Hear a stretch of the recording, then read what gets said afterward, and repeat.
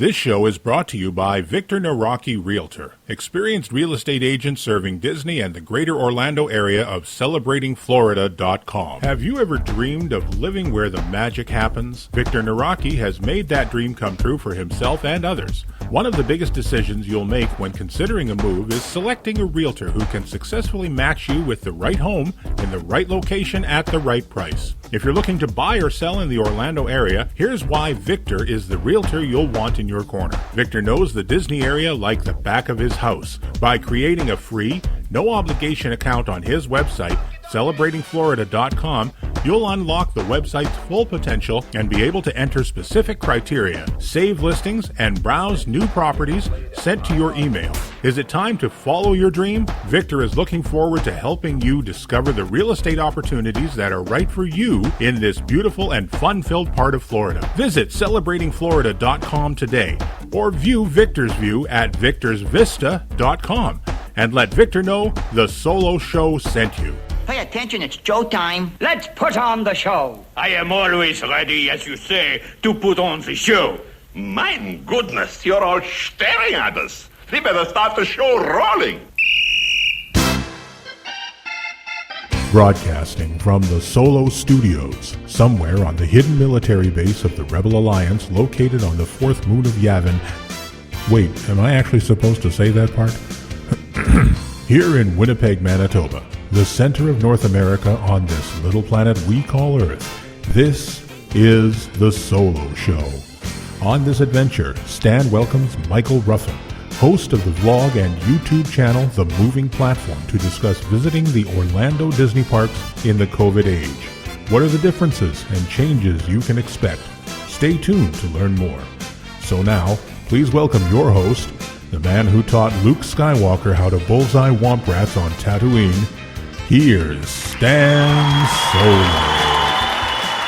Hello and welcome to another edition of the Solo Show. I am Stan Solo as always, and I am feeling amazing that you already knew that.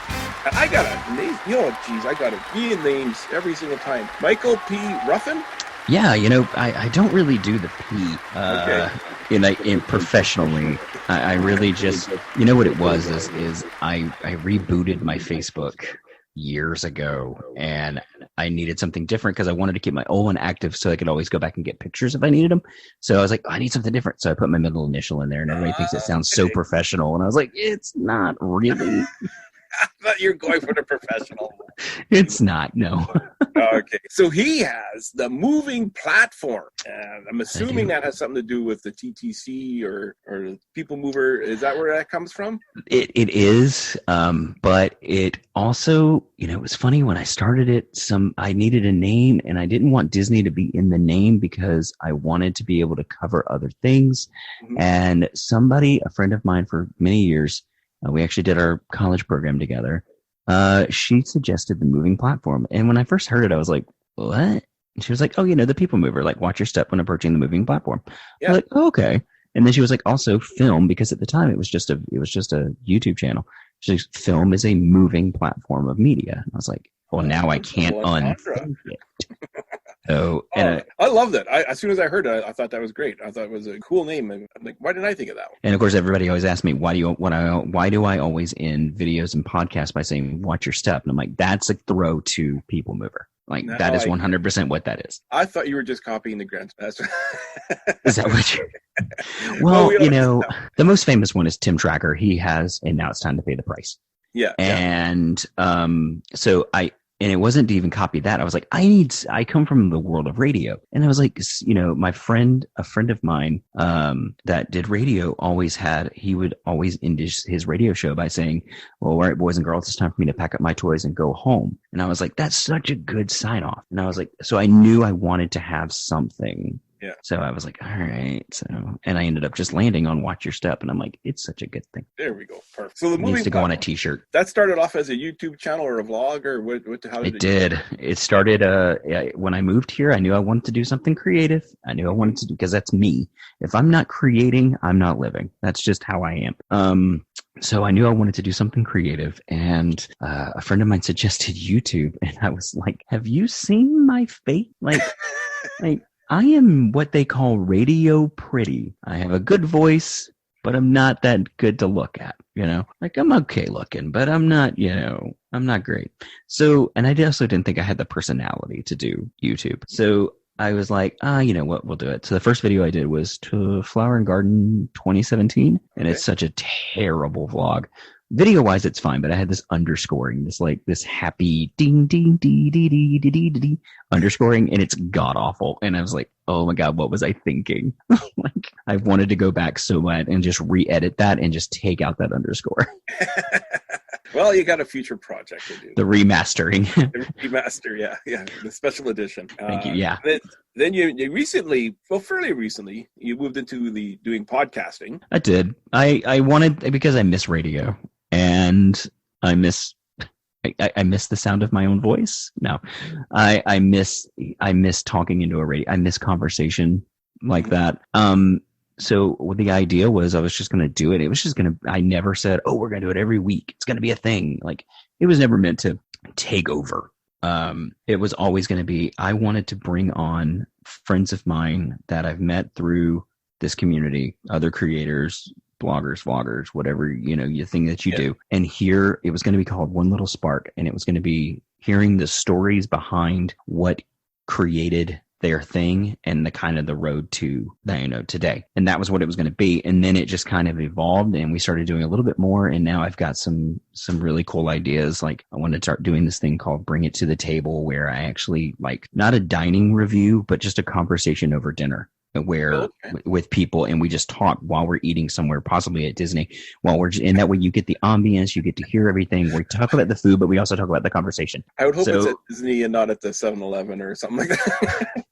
Hey man, look, we're having a Slurpee and hot dogs. I'm not gonna turn down a Grand Slam from Denny's if the conversation is good. Yeah, fair enough. Come on. So you mentioned when you moved down to Florida, that's where you live now. Where were you originally from? I'm from a lot of places. I grew up. I was a country kid. I grew up in the sticks of Georgia, and then I eventually moved over to Baton Rouge, Louisiana, because I was like 22 and didn't know what I wanted to do with life, but I knew I didn't want to live on a farm. So a friend of mine that I had done my college program, the same friend who gave me the idea for the moving platform, she had a apartment in Baton Rouge she had just moved into. It was a 2-bedroom. She needed somebody to move in with. And I was like, hey, you know what? I'm not doing anything. So, so I moved now, and I lived in Baton Rouge for 15 years. So I always say that my home is Georgia, but if your home is where your heart is, like my heart home, it will always be Louisiana. Oh, okay. I thought you were at the Magic Kingdom. That too. That too. That's my Disney. So you're a huge Disney fan, obviously. Where does this? Oh yeah. What was that? Where does the love come from? Oh man, we can go back like literally to before I was born. If you ask my mom, she'll tell you. Oh, I was listening to Disney records with like the headphones, like on her stomach. Oh, so wow. The sound waves, like if that can be scientifically proven to work, it's proof. Because our first trip, I was 3, so it was like September 1985. I had just turned 3. So we did about every 3 years after that. We did like 85, 88, 92, 94, 96. We started doing like a 2-year thing. And then like 99, 2000. And then I worked there in 2002. Okay. So, yeah. Awesome. That's so it was always. Where were you working in? As you say, you were in the college program. I did. Tickets or custodial? No, I worked at Test Track as a, I worked as Test Track as somebody standing outside and telling people the ride was broken. Because full-time job. Pretty much. And this is when Mission Space was a mountain of dirt and broken dreams about Horizons. People were still actually asking us, where was Horizons? Had Horizons moved? And we would just point to the dirt and be like, it's over there. You know what? People are still asking that. Yeah, well, it's never coming back. So yeah, people are still asking that. So Magic Kingdom has reopened, and Michael's got to go. Oh, yeah. Now, were you a little bit, now you're working from home, you mentioned to me off air. Were you a little bit hesitant about going to a park? I mean, I'm guessing you already went to Disney Springs and to Universal. Mm-hmm. So you kind of have a little bit of, you've been out and about a bit. Right. What were your thought process? Were you nervous? Since then, Florida's numbers had skyrocketed. They have. Since They have. Well, Universal and Universal, SeaWorld, Fun Spot, and Legoland all opened within a week of Memorial Day weekend. And I think that was a target. I think that was them saying, well, we're going to miss Memorial Day, but we need to open as soon as we can after Memorial Day is open, or after Memorial Day comes. So Universal and everybody opens up like June 1st, or I think Universal opened like June 5th or something like that. And Disney doesn't announce anything. Right. And so everybody's like, okay, well, everybody else is opening. Why is Disney not opening? And I kept telling people, I'm like, oh, they're waiting. Yeah. They're watching. They are watching to see what happens, to see how people behave, to see if the numbers go up, if they're wanting to see how other people are sanitizing, how they're distancing, how they adjust their operations so that they can say, that's the benchmark. Let's do it Disney style. Let's do it better. Let's raise it up. So, with the 6 weeks or so that they had between those dates of Universal and everybody else opening and then Disney coming last, in that 6 week period, I can tell you, having been gone to Universal, SeaWorld, and then to Disney, I can tell you without a doubt that Disney is the safest place I have felt since March. Wow, that's huge. Yeah. So basically you're figuring Disney held back. Let's see what the other guys do. Kind of not so much copy off of them, but I mean, they went there to check it out. They did. Yeah. I have this image of Bob Chapek and Josh D'Amaro, like in like cheap mustaches and sunglasses, like they're going on a stakeout. Noses. They're just sitting on a bench in Universal watching, like, look at that guy. You see the plastic mustache poking out of the mask. Right. And like, we know it's you guys. You forgot to take off your name tags. Like, oh man, no, I knew, I don't think they sent any spies or anything in, but they wanted to see how guests react, because Universal, you don't have to make any reservations. I didn't know that. You don't have to make reservations for Universal. You can just go. I'm pretty sure they have a capacity. So I think if they hit that capacity, they'll just close the gates and be like, hey, we're at capacity right now. Mm-hmm. But then what does everybody that wants to go in and they're just waiting for that capacity to drop do? Like, just stand around outside the gates. Like, so it's that when I'm store and there's a lineup outside. Right. Like that one, I'm kind of like, that really doesn't make any sense. But SeaWorld, you have to make reservations. Disney, you of course have to make reservations, which we can talk about how that went. Yeah, let's talk about that. Because that was opening day. How'd that work out for you? I was up. We didn't know what time the system went live. And another good friend of ours, you probably know him, Colin Kendall, from Guide for WDW. I messaged him because he had a resort stay planned. So he got it that Monday, and we got it Friday. So he got it Monday, and I messaged him. I was like, hey, what time did the reservation system open? He was like 7. I'm like, okay. I'm like, that's what time fast passes and dining open most of the time. So, okay. 7 sounds about standard. I'm going to get up at 6 and fix my coffee and be ready. So I got up at like 5:45, and I just hopped on because I'm like, let's see what's going on. And sure enough, at 6 a.m. that system went live. That system went live at 6 a.m. and I was in the waiting room for about 10 minutes. So about 6:15, I got into the live system, and by that time, Saturday and Sunday were gone. Oh, wow. Because everybody wanted to go back opening day. Everybody wanted to be back as soon as they could, because they couldn't get previews, which was another thing. I was actually recording an episode with John Sakari, and so I'm sitting here like we're both recording, and like you actually hear it on the recording. You go, hey John, do you know the AP preview link just went live? And he's like, oh, and so we're both sitting here on our phones like trying to get into the preview, and we both I got the of course I'm in the waiting room, and then it finally dings and it's like, sorry, this event's full. I'm like, as always, I have the worst luck getting into AP previews, so it's just like a running gag for me that I can't get into them. So like I said, at about 6:15 that morning, opening weekend was just gone. Like, you couldn't do any park on Saturday or Sunday. But Monday, wide open. Every park had availability, both parks. It was just Magic Kingdom. It was just Magic Kingdom and Animal Kingdom. They both had dates, and I was like, okay, well, I'm off on Tuesdays and Saturdays, so I was like, I'll do Magic Kingdom on Tuesday, and that's what I did.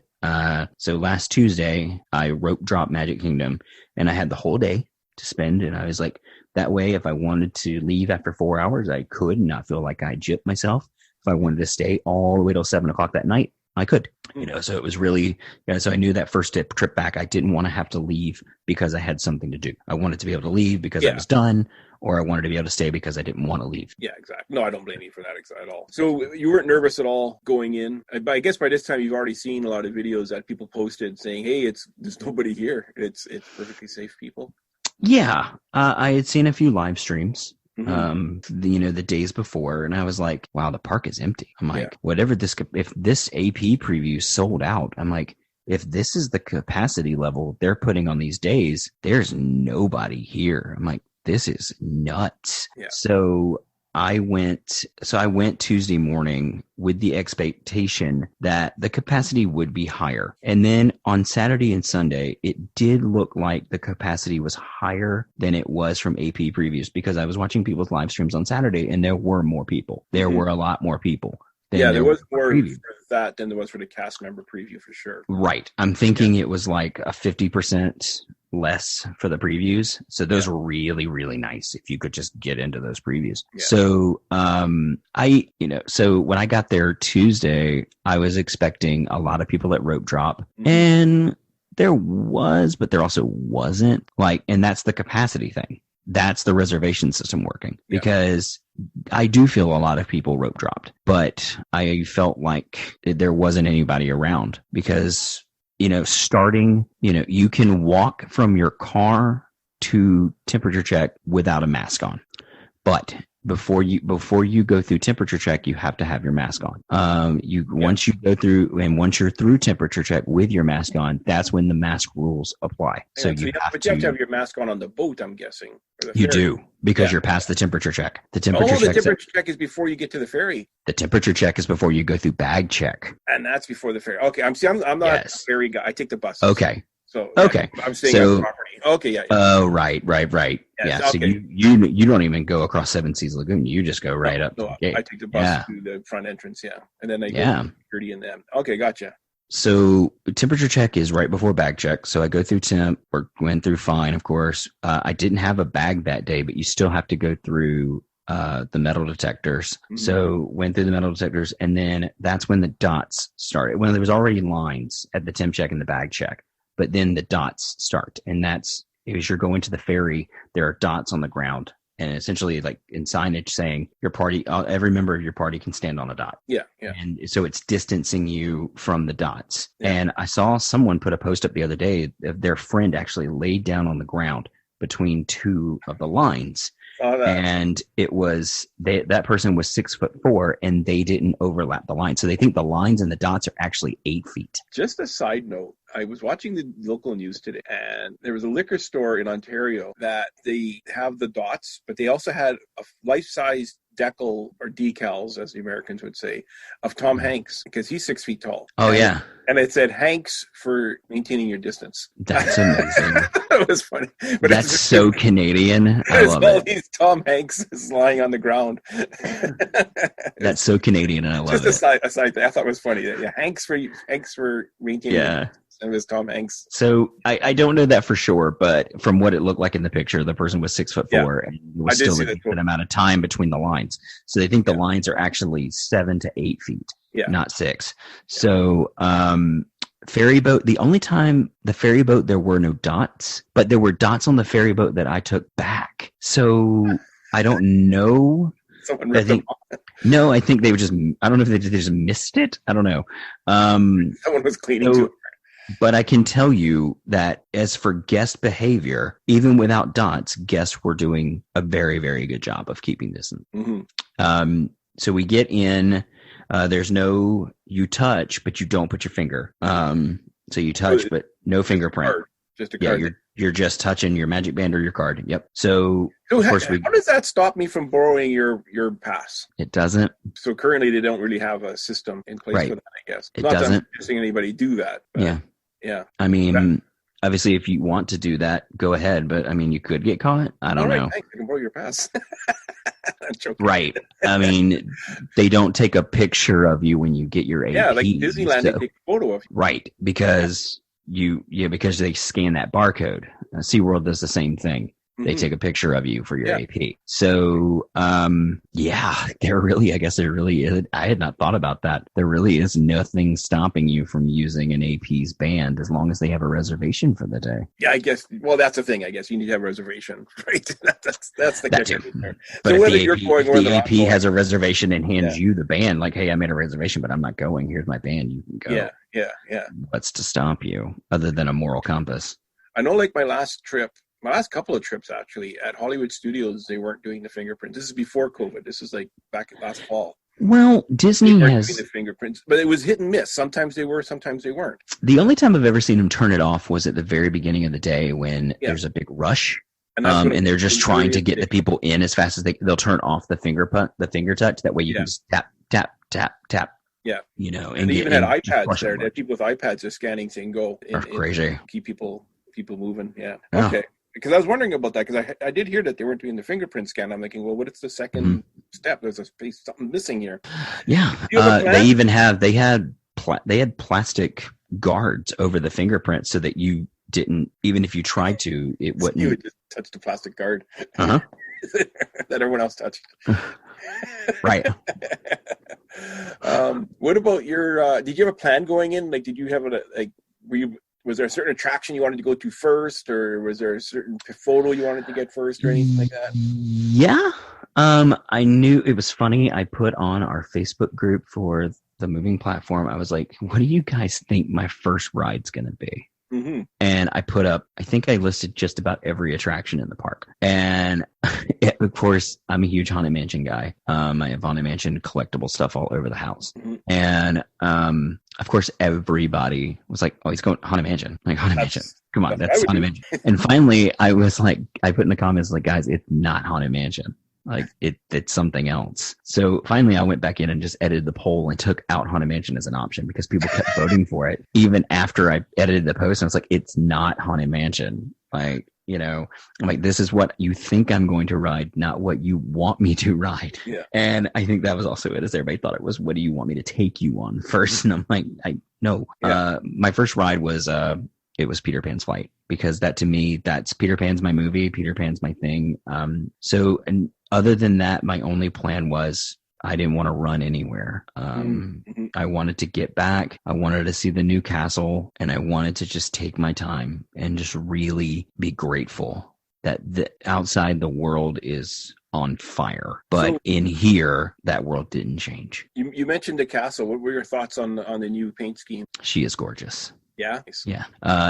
If you see these photos online, which you started seeing more and more true photos, because those first ones, everybody was going up to the observation deck at the Contemporary and we're taking these pictures. And then, of course, they're like oversaturating them. They're hitting them with a sun filter. They're popping the color in it. And look, I do those things, because Instagram's, you got to do that stuff. So I do that stuff. I'm guilty of it. But there was so many pictures where this thing looked Barbie doll pink. And I'm like, that's not right. And I'm like, that can't be what it looks like. And then I walk in there and I'm like, no. Everybody's like, oh, she's pink. And I'm like, she's blush. Yeah. It's like, that's just pink. I'm like, but it's a softer pink. It's like a creamy pink. You've been to Disneyland, so you know how pink Sleeping Beauty Castle is. Yeah. This is not that pink. Yeah. Oh, okay. I love the Sleeping Beauty Castle when I saw it after the yeah. And then, again, the same thing happened there. People were upset, and some people loved it, and some people hated it. I held judgment until I saw it in person, and it was beautiful. And I'm sure I'm going to love the Disneyland. When I walked up to it, I was just like, man, yeah, the gold spires. They're still painting they're still painting the brick part at the bottom. Did you see they have the paint by numbers? Yes. Yes. And it's so funny. Like, they're numbered and they're painting like the numbers the right color. Yeah. Yeah. And I'm like, It's like the paint the number murals at Festival of the Arts every year. That's exactly what I thought too. They just have to guess. It's like some kid's gonna come through here and paint that 5 purple. I'm like, because they're gonna do it. So, I think the new castle is gorgeous. To me, it's blush, and it's not even blue. It's almost violet. Like it's just a touch of red in there to give it a little bit of a deep, deep purple hue. So it's like a blush and a deep, dark violet, and it's gorgeous. I think she looks gorgeous. So I can't wait to see it. So did you follow your plan? Did you hit Peter Pan first? I did. Good job. I did. I walked right through the castle, which is another thing that you don't get to do often here, because there's always Mickey's Friendship Fair going on. Yeah. So you get like these little 30-minute periods where you can walk through the castle and see the murals and actually get to see the castle interior. And so that was nice, being able to go through there and see that. And then, of course, just hung that left and went right over to Peter Pan. Yeah. And Peter Pan's a good one to rope drop anyways on a normal trip, because lines get so long so quick there. It's right. It was to walk to. Then this was the first place that I got to experience a ride queue with distancing. Mm-hmm. And so I'm walking through Peter Pan, and it almost, this may have been because it was 9:00 in the morning, and everybody, of course, runs to Mine Train. Mm-hmm. So a lot of people still go to Mine Train. Everyone wants to do Splash one last time. That too. Everybody was running to the store. And the store. Yeah. And we'll talk about that. But when I went to Peter Pan, I was trying to film. So I was trying to vlog, and I had to keep telling parties, go around me, because I was trying to film the interactive effects, like the Tinkerbell flying around in the bedroom and all these different effects that are in the standby queue that you never get to see, because no one ever wants to stand in an hour-long line to ride Peter Pan. Mm-hmm. So you never get to see these things. And honestly, had I not been filming, I would have walked from the entrance all the way to the boat, without stopping, because it was that slow. There's hand sanitizer before every entrance. There's I noticed it at Peter Pan, and I noticed it at a lot of different rides. There's another hand sanitizer right before you get into the ride vehicle. And then there's a hand sanitizer as you get off the vehicle at the exits. So there's hand sanitizing stations everywhere. They are like trash cans. They are everywhere. Yeah. They should just put them on top of every trash can. Might as well, because but then if they put them on top of trash cans, what would we use as tables? Well, that's only at Epcot. You have to worry about that. For food and wine.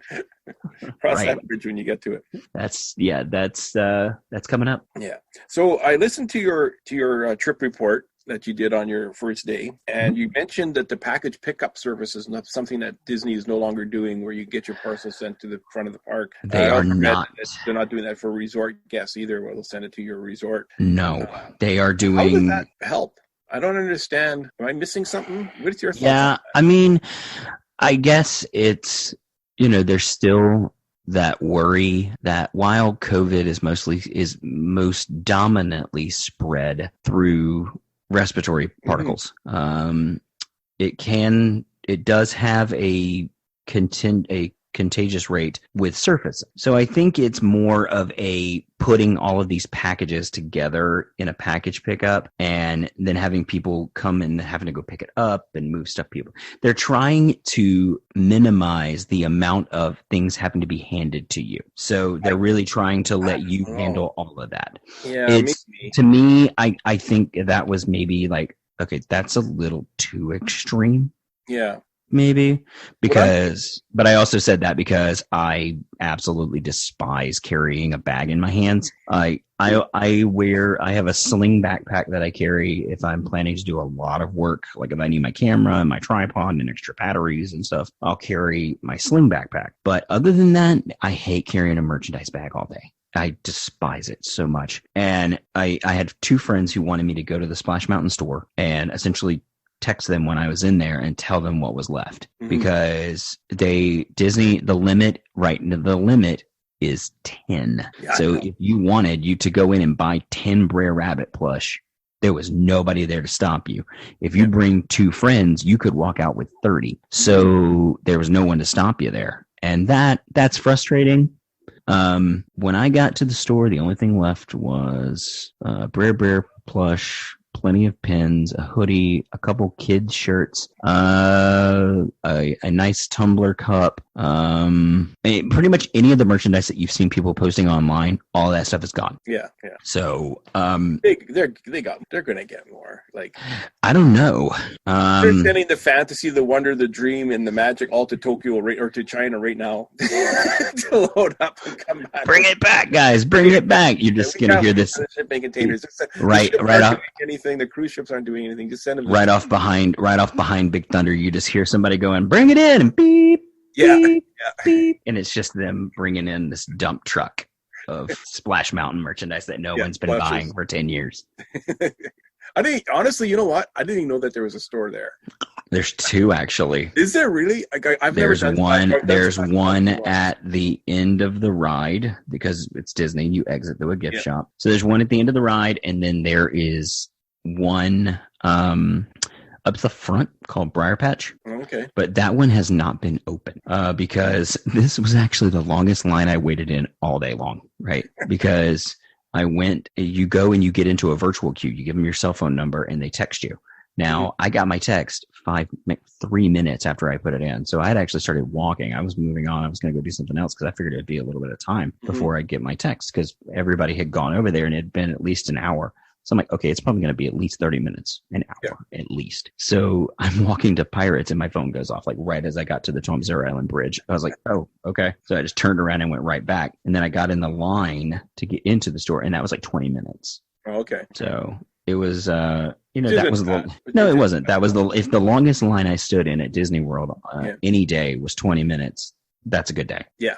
Yeah, exactly. The you mentioned on your, and I've heard, I'm seeing videos and all that. There's like plexiglass in the queues. Yes, with the backs. I noticed it. The only place I noticed it, I know it's in a lot of other queues, but the only place I noticed it was Big Thunder Mountain. In the switchbacks when there's nothing but a piece of metal pipe or a beam, like a wood beam, between you and someone else because you're just doing the back and forward switchback, they've put up plexiglass. Yeah. So did that or anything else that you saw kind of take you out of the Disney mindset and go, oh yeah, this is the real world? It does a little bit. It's a little jarring because I'll preface this by saying there were a lot of moments where I forgot that COVID was a thing. Yeah. Because, the park's less crowded. You see custodial people wiping things down a lot more often. You see, the people in masks. But in your brain, you think, oh, I'm just wearing a mask and it's not as crowded today. That's where I got to in my mindset. Yeah, it's like it's mask day at Magic Kingdom. Right. You don't really... I can see that. I can totally get that. That's where I got in my head. I was like, man, like this is not bad at all. Yeah. And then of course you go into Big Thunder and you see the plexiglass and you're like, oh yeah, I'm not supposed to touch other people. Yeah. Yeah. So that's, and I know it'll also hit me if I ever see anybody in the park that I know, and you can't, run up and like, hey, how's it going? Like hug somebody, like, not supposed to do that. Like, obviously it's a personal preference. If it's somebody that you're like completely trust and you're cool, like, all right, but if it's somebody that, you don't really know that well, that you just kind of know them in passing, you're kind of like, hey, I'm going to wave to you from 6 feet. Maybe we'll bump elbows. Yeah. But, that's it. Like, I hate that elbow bump thing. I hate that so much. Is that ridiculous or what? I know we can't fist bump anymore. We have to elbow bump now. I'm like, okay. Yeah. I'm not a fan of the elbow bump. If people see me, don't elbow bump. I'll make sure to elbow bump you, Stan. Let's do the Wakanda thing or the or the Star Trek. Yeah. Just give everybody the live long and prosper. I like that better. The elbow bump is so bad. I don't know. I'm a geek, but that's really geeky. That's so It's kind of like this is a loophole. We can bump elbows. Yeah, it's just like weird. So. Yeah, but no, there were plenty of times where I really did feel that COVID wasn't a thing, and then of course you see the plexiglass and you're like, oh yeah.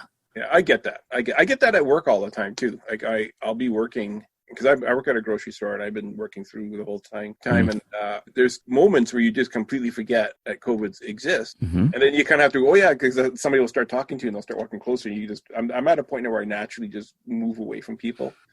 Because I've been with people the entire time, and I'm just naturally 6 feet away from. Or not, I shouldn't say 6 feet. I'll be honest. I'm more often than not 3 feet, but I just naturally move away from people now. You know, and I think everybody has. I think everybody has that circle of trust too. Like if you're in my circle of trust, like you can be closer to me, or we can even hug. You know, like if you're in your circle of trust. But for the most part, I'm like, hey, gonna wait for you from a distance. Yeah, short list for me. It's my wife and my daughter. Pretty much. Yeah. The relaxation stations. The other countries aren't doing these so far.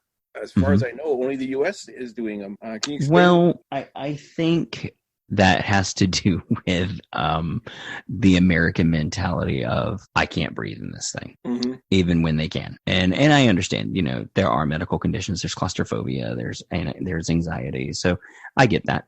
You know, I know people that personally suffer and they put the mask on and they're like, I can't do this. Like my girlfriend is kind of like that. We went to Disney Springs just to go to Art Smith's Homecoming, and within 20 minutes of walking around Disney Springs, she was like, I can't do this. Like, I can't. She's like, this is awful, you know, with the mask. Yeah. So, and it wasn't her being dramatic. It wasn't her saying, oh, it's just so hot and I don't want to do this. Yeah. It really was, I can't do this. Like, you know, like I could see how tense and uncomfortable, you know, she was. So, I think that's an American thing. That I think, you know, with the international parks, you're seeing less of that because they just know this is a way of life and this is just how it's going to be.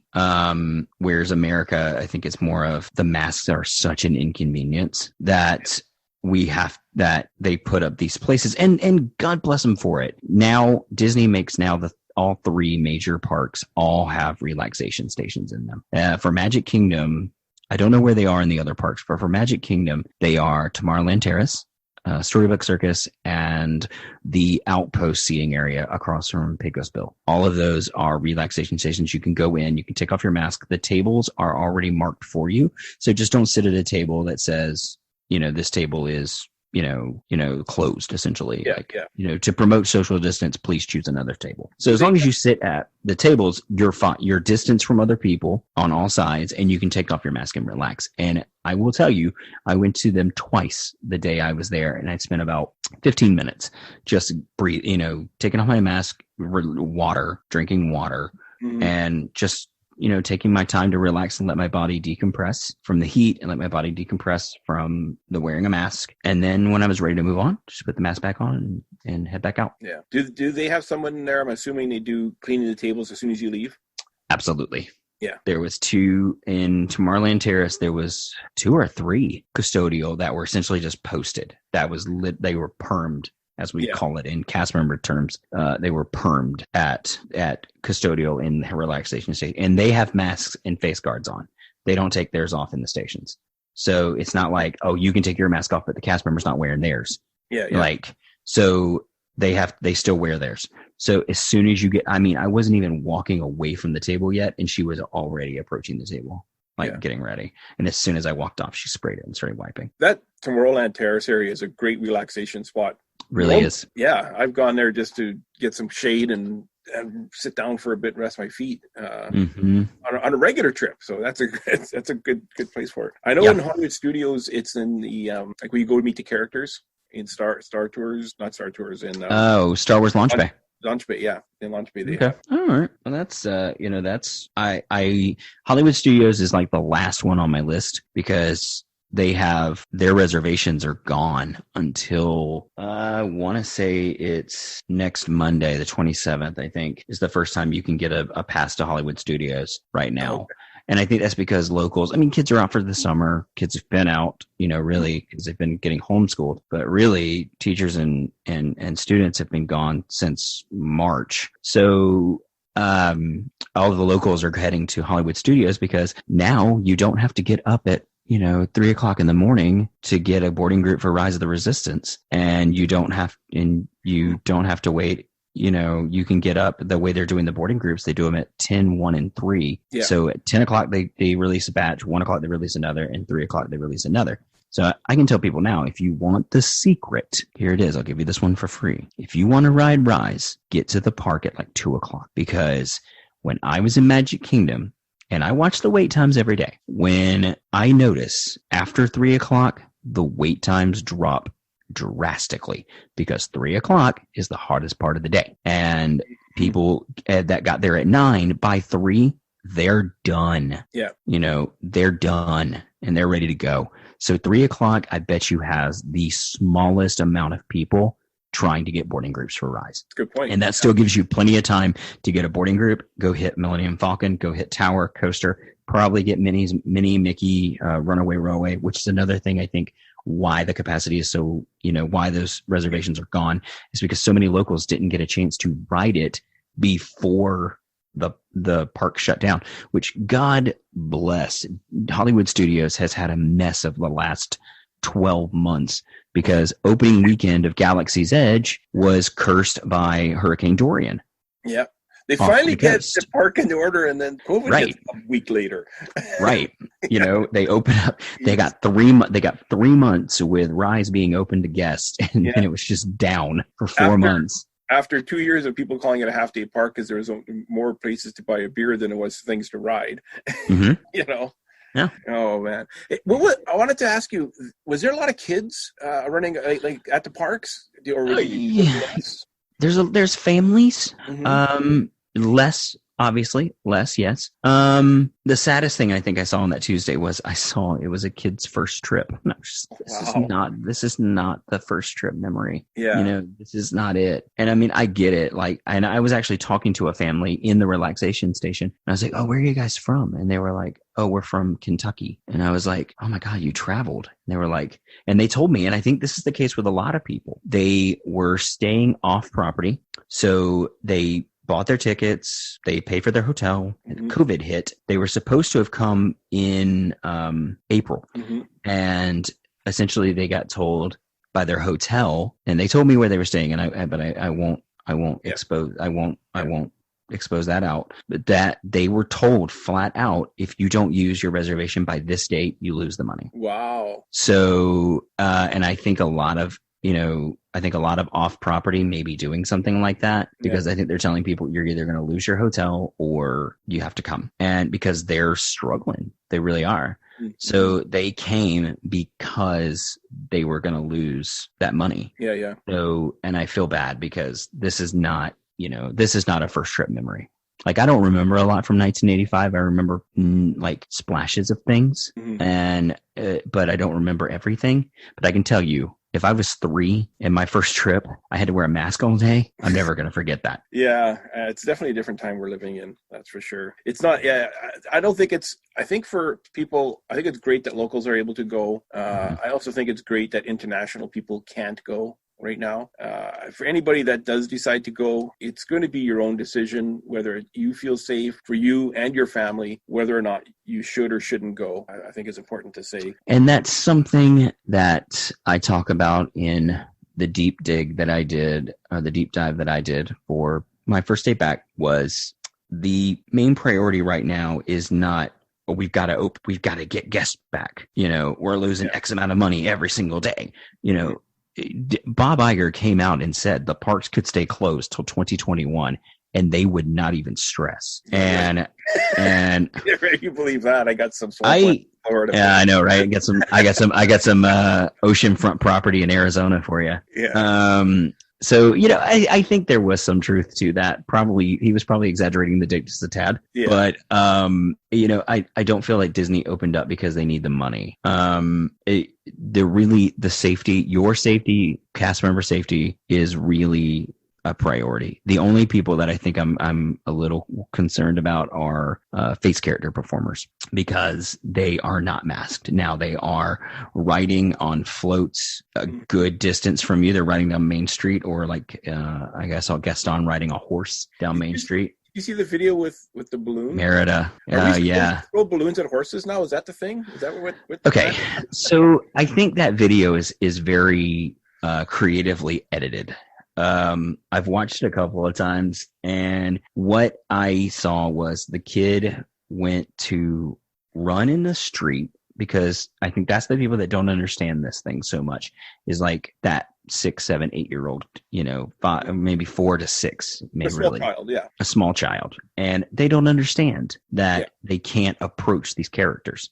So I think she went to like walk out to wave at Merida, and the dad like grabbed her arm and snatched her back. And when he did, she let her balloon go, and it just by complete accident got tangled up in the horse's back legs, and the horse, panicked. Now, the person I will give credit to on this is the Merida performer, because I those cast members both. What she knew what to do. She got it to circle slower, and then as soon as she knew she could jump off safely, she dismounted. Yeah.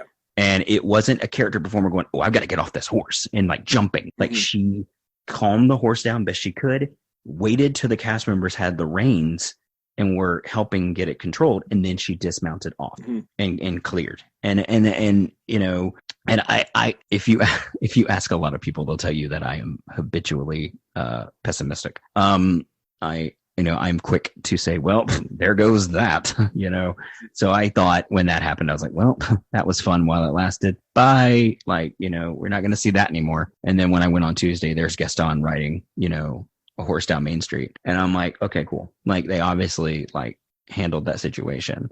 So I think that video that people were sharing out, I think that video was very creatively edited, with cropping and let's start it here. So it just looks like the horse got tangled in a balloon. We're not going to say what happened. Well, no, I saw the whole video of the horse coming down the street. I think I've just seen a clip.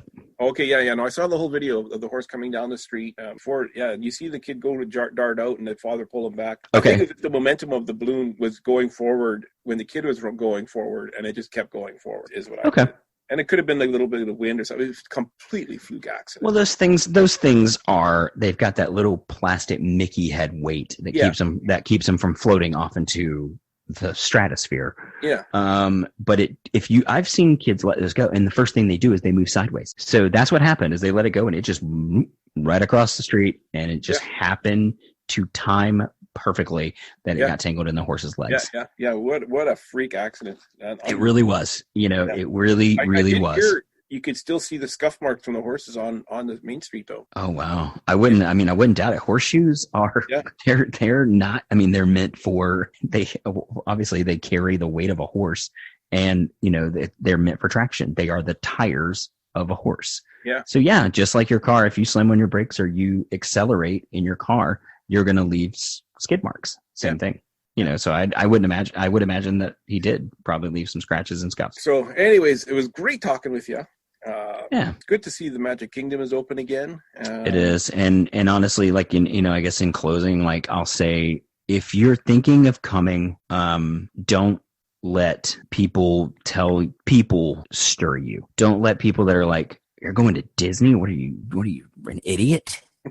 Like don't let that deter you, because I've never felt safer in Disney World than I felt on Tuesday. With the cleanliness, with the safety guidelines, guests are behaving, guests are doing what they're supposed to do. For the most part, I never saw anybody not wearing a mask or wearing a mask inappropriately.